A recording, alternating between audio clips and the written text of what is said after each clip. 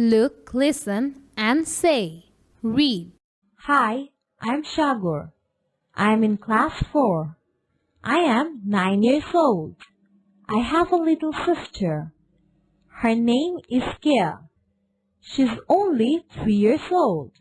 My father is a doctor, and my mother is a housewife.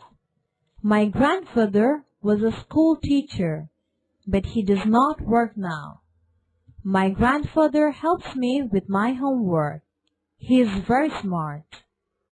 My grandmother works at home. She makes the best pitas in the world. She helps my mother in the garden.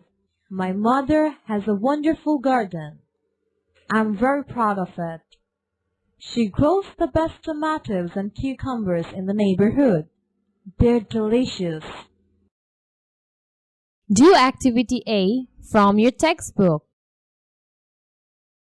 Complete the sentences with the question words what, who, where, why, and how. How old is Sagar?